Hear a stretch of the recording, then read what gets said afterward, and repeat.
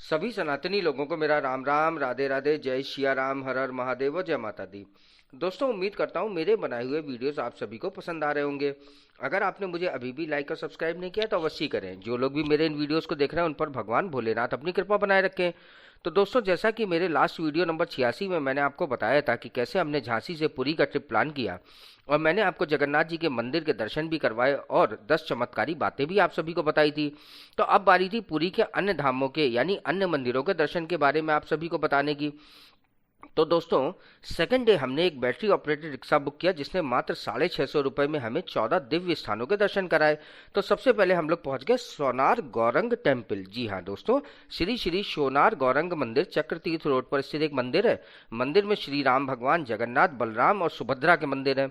मंदिर के अंदर बैग और मोबाइल ले जाना वर्जित है। मंदिर को बेहतर रख रखाव की जरूरत है दोस्तों।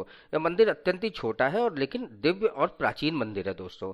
इसके बाद हमें ऑटो रिक्शा वाला ले गया बेड़ी हनुमान मंदिर। जी हाँ दोस्तों, प्रचलित मान्यताओं के अनुसार भगवान जगन्नाथ मंदिर का निर्माण राजा इंद्रयुम्न राजा ने हनुमान जी की प्रेरणा से करवाया था, जिसकी रक्षा आज भी हनुमान जी स्वयं करते हैं। कहा जाता है यहाँ कण कण में हनुमान जी का निवास है।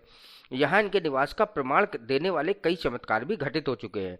बेड़ी हनुमान मंदिर जंजीर से बंधा हुआ एक हनुमान मंदिर है। एक बार हनुमान जी, जिन्हें समुद्र के क्रोध से पुरी की रखवाली करने का जिम्मा सौंपा गया था, वे भगवान जगन्नाथ को बिना बताए अयोध्या चले गए।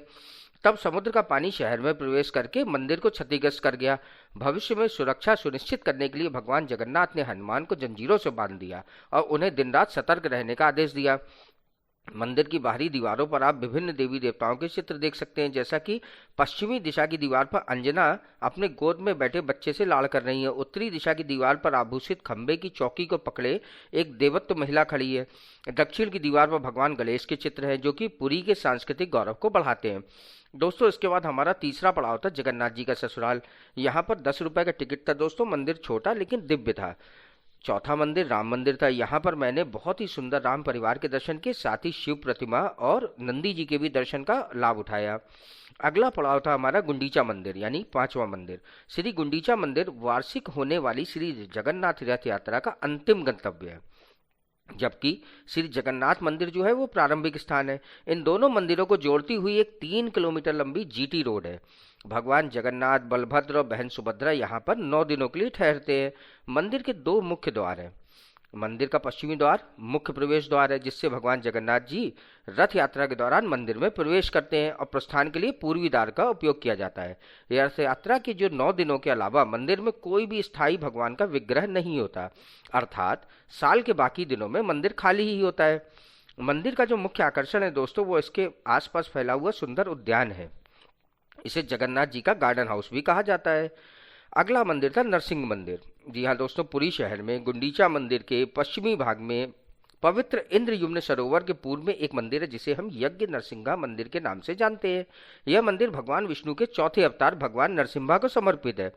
स्थानीय लोग इसे नरसिंह मंदिर भी कहते हैं। मंदिर के इष्ट देव भगवान नरसिम्हा है। मंदिर के अंदर भगवान नरसिंह की 2 छवियां हैं, एक के पीछे एक। सामने वाली छवि को शांत नरसिम्हा कहते हैं। स्थानीय भाषा में शांत का मतलब होता है संयमी नरसिम्हा। जो कोई भी भगवान नरसिंह की इस छवि को देखेगा, उसका क्रोध, निराशा, चिंता सब दूर हो जाती है। पीछे के देवता को उग्र नरसिम्हा कहा जाता है। पुरी के नरसिंहा मंदिर के पीछे एक किंवदंती भी है दोस्तों, कि जब काला पहाड़ ने पुरी पर हमला किया था, विभिन्न मंदिरों को तोड़ रहा था, लेकिन उसने शांत नरसिम्हा की छवि देखी और उसका गुस्सा शांत हो गया था। दोस्तों, अगला मंदिर था हमारा मौसी महारानी मंदिर। जी हाँ दोस्तों, मौसी माँ मंदिर जो है वो माँ अर्धाशनी को समर्पित है, इसलिए इसे अर्धाशनी मंदिर भी कहते हैं। भक्तों का मानना था कि जो देवी अर्धाशनी कपाल मोचन शिव के साथ मिलकर पुरी के संरक्षक के रूप में कार्य करती थी। मौसी माँ मंदिर जगन्नाथ मंदिर से गुंडीचा मंदिर तक ग्रैंड रोड के दाईं ओर स्थित है। मौसी माँ का उड़िया में मतलब होता है माँ की बहन यानी मौसी। इसके बाद दोस्तों हमारा 8वीं जगह थी चंदन सरोवर या नरेंद्र टैंक।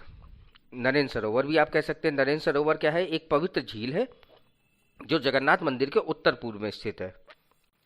इस झील का वातावरण बहुत ही शांत है। यह साफ पानी वाली एक काफी बड़ी झील है और झील के अंदर एक पवित्र मंदिर है। झील के अंदर मुख्य मंदिर में दर्शन के लिए रास्ता है। हालांकि जब हमने दिसंबर में यहाँ का दौरा किया तो आगंतुकों को मुख्य मंदिर में अंदर जाने की अनुमति नहीं थी, तो हमारे लिए यह निराशाजनक था दोस्तों।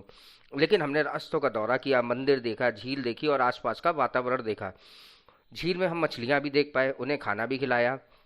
यह मंदिर वैसे तो भगवान जगन्नाथ की बुआ का है।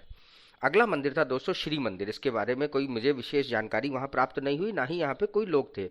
इसके बाद हम चले गए समाधि मंदिर।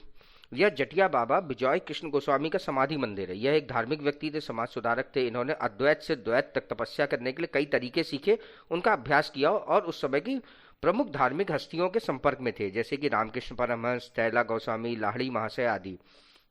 1899 में कहा गया कि लंबी बीमारी के कारण उनकी मृत्यु हो गई थी, लेकिन कुछ लोग ये भी कहते हैं कि मिठाई खाने के बाद भिक्षुओं के एक गुट ने उन्हें जहर दे दिया, क्योंकि वो लोग उनकी लोकप्रियता से ईर्ष्या कर रहे थे। यहाँ पर हमने एक बकुल वृक्ष देखा जिसकी शाखाएं पृथ्वी पर उग रही थी। इसके बाद दोस्तों हम चले गए ओमकारेश्वर। जी हाँ दोस्तों, ये बहुत ही दिव्य स्थान लगा मुझे। ये इस मंदिर में मैंने देखे कि 108 शिवलिंग रखे हुए हैं। वहाँ पर तमाम तरीके की चिड़िया, बर्ड्स, पैरट्स, पीजन, इन सबको देख के बच्चों को अत्यंत ही हर्ष का अनुभव हुआ। इसके बाद हम चले गए अद्वैत ब्रह्म आश्रम। अद्वैत ब्रह्म आश्रम, जहाँ तोतापुरी महाराज काफी लंबे समय तक रुके थे। पूरी बाजार की हलचल से दूर यह एक शांत स्थान है। कुछ ऑटो चालक तो उस बारे में जानते ही नहीं, लेकिन जब हम लोग यहाँ पहुंचे तो यहाँ पे बहुत ज़्यादा भीड़ नहीं थी। यहाँ पे एकदम शांतिपूर्ण माहौल था। आसपास बहुत सारे पेड़ थे, बंदर थे। वहाँ जो भी मैंने सुना, जो कुछ भी मैंने जाना, वो सब अद्भुत था। महाराज जी की तप से यहाँ पर इतनी गर्मी उत्पन्न हुई थी कि लोग कहते हैं कि यहाँ पर उन्होंने 2 नदियों को खींच लिया था। वहां पर फिर उन्होंने 2 कुएं खुदवाए, फिर उससे वो नहाते थे। तमाम तरीके की जानकारी वहां पे एक उपस्थित बंदा था, उसने मुझे ये सब समझाई। तो ये जानकर मुझे बहुत ही हैरानी हुई कि ऐसे तपस्वी भी हमारे देश में हुए। इसके बाद दोस्तों हम लोग चले गए श्री गौरी विहार आश्रम मठ। गौर विहार आश्रम एक आध्यात्मिक आश्रय स्थल है जो ध्यान और आत्म खोज के लिए एक शांत वातावरण प्रदान करता है। यह आश्रम भगवान चैतन्य महाप्रभु को समर्पित है और गौरी मठ की शिक्षाओं का पालन करता है। हरे भरे हरियाली से घिरा आश्रम, यहाँ का शांत वातावरण आपको एक आध्यात्मिक कायाकल्प में मदद करेगा। और कुल मिलाकर गौर विहार आश्रम शांति और आध्यात्मिक उत्थान चाहने वालों के लिए एक स्वर्ग है। इसका शांत वातावरण, आध्यात्मिक गतिविधियां और इसके निवासियों की गर्मजोशी इसको घूमने के लिए एक यादगार जगह बनाती है। यह स्थान कृष्ण लीला, राधा कृष्ण प्रतिमा, यहाँ पर चारों तरफ आपको देखेंगे देवी देवताओं के स्टैचू। इस पार्क के अंदर एक बहुत ही सुंदर हनुमान जी की और चैतन्य देव की मूर्ति है। लेकिन पार्क का रखरखाव मुझे अच्छा नहीं लगा। यहाँ पर थोड़ा और रखरखाव होना चाहिए। यहाँ पर भी टिकट था दोस्तों।